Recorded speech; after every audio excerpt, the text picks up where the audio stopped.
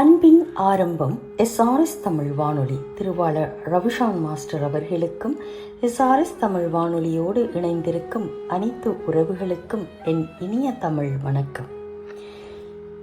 SRS Tamil வானொலியின் சிறுகதை நிகழ்ச்சியினூடாக இன்று உங்களை சந்திக்க நான் காத்திருக்கின்றேன். இன்றைய சிறுகதையை எழுதி வழங்கி இருக்கின்றார் ஐக்கிய ராஜ்யத்தில் ஸ்டாக் ஆன் ட்ரெண்ட் பகுதியில் இருந்து திருமதி ஸ்ரீதேவி அருளானந்தன் அவர்கள். அவரை அன்பு வணக்கத்தோடு ரவிஷான் மாஸ்டர் சார்பாகவும் அனைத்து உறவுகள் சார்பாகவும் வரவேற்று மகிழ்கின்றேன்.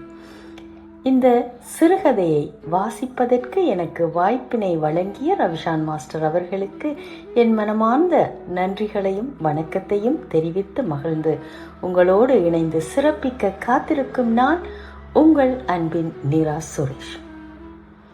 எஸ்ஆர்எஸ் தமிழ் வானொலியின் சிறுகதை நிகழ்வு கடல் கடந்த கனவு. எழுதியவர் ஐக்கிய ராஜ்யத்தில் ஸ்டாக் ஆன் ட்ரெண்ட் பகுதியில் இருந்து திருமதி ஸ்ரீதேவி அருளானந்தன். வாசித்தளிப்பவர் திருமதி நிரா சுரேஷ். இலங்கையின் வடக்கே வயல்களும் பனை மரங்களும் சூழ்ந்த சிறிய கிராமம் அது. அங்கு வாழ்ந்த முருகனுக்கு வயது 22. சொந்தமாக நிலம் இருந்தாலும் அதில் விளைச்சல் இல்லை, நிலையான வேலையும் இல்லை. தாய் வேலம்மாள், மலர், வள்ளி என்ற 2 சிறிய சகோதரிகள் அவனை நம்பி வாழ்ந்தனர். ஒரு நாள் வீட்டில் உணவுக்கே வழியின்றி நிலைமை மிகவும் மோசமானது. அம்மா, இன்று என்ன சாப்பிடுவது என்று கேட்ட மலரின் குரல் கேட்டு முருகன் இதயம் வெடித்தது. வேலம்மாள் கண்ணீரை மறைத்து கொண்டு, இரு சாப்பாடு கொண்டு வாரேன் குழந்தைகளே, கொஞ்சம் பொறுங்கள் என்று சொல்லி வெளியே சென்றாள். அப்போதுதான் முருகன் முடிவு செய்தான். கிராமத்தில் சிலர் வெளிநாடு சென்று குடும்பத்தை காப்பாற்றியதை கேள்விப்பட்டான். கையில் இருந்த சிறு நிலத்தையும் தாயின் தாலி தவிர மற்ற நகைகளையும் அடகு வைத்து முகவர் சிவாவை சந்தித்தான். அண்ணே, நான் இங்கிலாந்து போக வேண்டும், என் குடும்பம் பட்டினி கிடக்கிறதன் என்றான் முருகன். சிவா வாயில் வெண்ணெய் தேய்த்து பேசினான். பயம் வேண்டாம் முருகா, எல்லா ஏற்பாடும் நான் பார்க்குறேன். 10 நாளில் போய் சேர்ந்து விடுவேன். அங்கே போனால் வாரம் 100 பவுண்ட் நீ சம்பாதிக்கலாம்.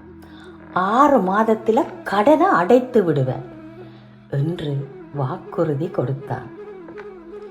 இரவு யாருக்கும் தெரியாமல் கிளம்பும் முன் தூங்கும் தாயின் அருகில் சென்றான். கையை மெதுவாக தொட்டான். கண்ணீர் அவள் கையில் விழுந்தது. அம்மா, என்னை மன்னிச்சுக்குங்கோ, நான் நன்றாக வருவேன், உங்களை காப்பாற்றுவேன் என்று மனதுக்குள் சொல்லிவிட்டு மௌனமாக வெளியே வந்தான். பயணம் தொடங்கியது. முதல் நாளே எல்லாம் தலைகீழாக மாறியது. கடலோரை இருண்ட காட்டில் 3 நாள் காத்திருந்த பின் சிறிய படகில் 70 பேர் தள்ளப்பட்டனர். இடம் போதாமல் ஒருவர் மீது ஒருவர் அமர்ந்திருந்தார்கள். அலைகள் முகத்தில் மோதின.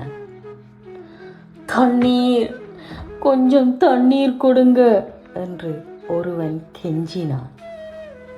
பொறு, இன்னும் கொஞ்ச நேரம் போகும் என்று முகவர் குரல் கொடுத்தார். ஆனால் தண்ணீர் கிடைக்கவில்லை.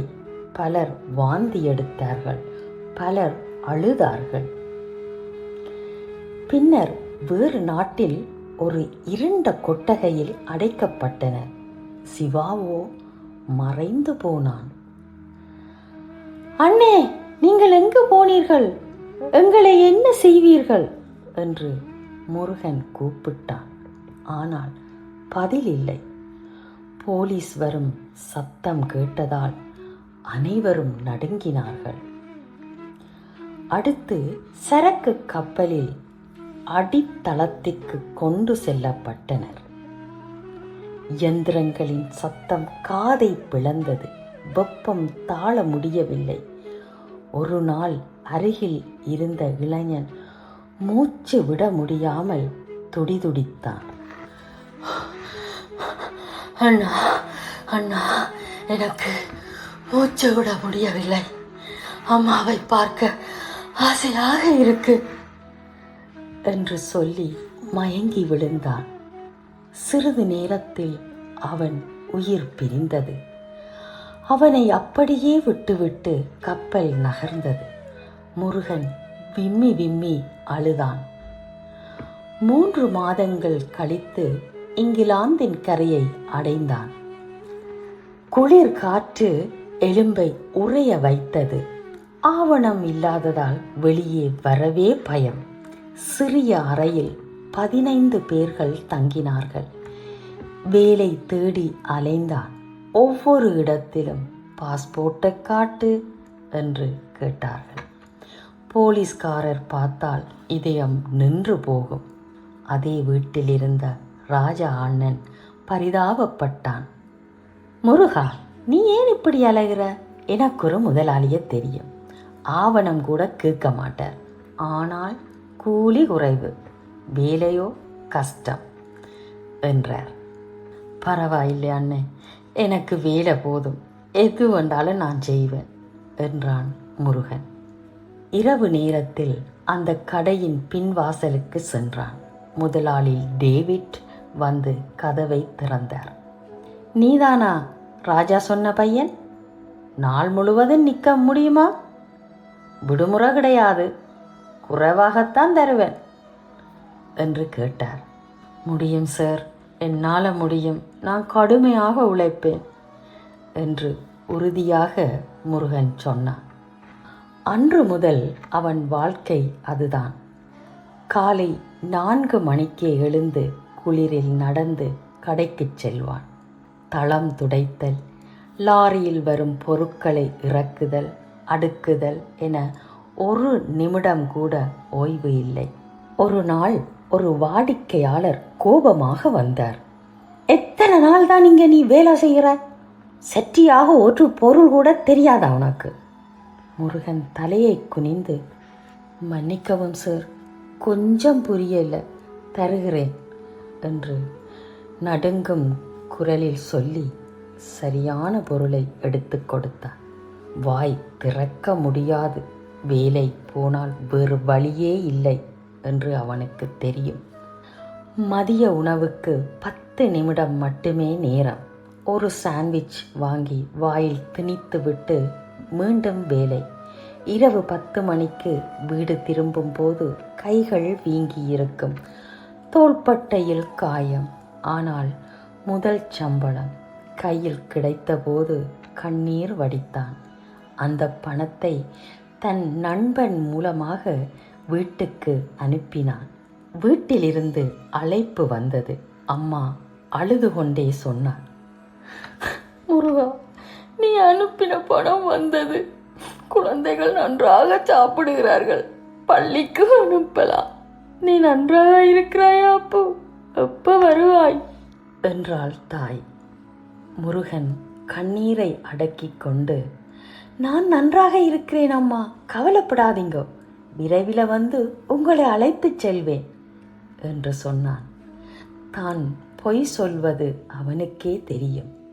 இப்போதும் அவன் அதே வேலையைத்தான் செய்கிறான். சட்டபூர்வமாக வாழ வழி தெரியாமல் தவிக்கிறான். தைப்பொங்கல், பிறந்த நாள் அனைத்தையும் வேலையில்தான் கழிக்கிறான். சில நேரம் தனிமையில் அமர்ந்து கொள்வான். நான் இங்கு வந்தது சரியா? இவ்வளவு துன்பப்பட வேண்டுமா என்று மனம் கேட்கும். ஆனால் அடுத்த நாள் காலை மீண்டும் அதே நேரத்தில் எழுந்து வேலைக்கு புறப்படுவான். வீட்டில் சகோதரிகள் பள்ளி செல்கிறார்கள், வயிறார சாப்பிடுகிறார்கள் என்ற நினைவு வந்தால் எல்லா வலிகளும் மறந்து போகும். அந்த கடல் பயணம், அந்த இருண்ட நாட்கள், அந்த தனிமை அனைத்தும் அவன் மனதில் ஒரு வடுவாக இருக்கும்.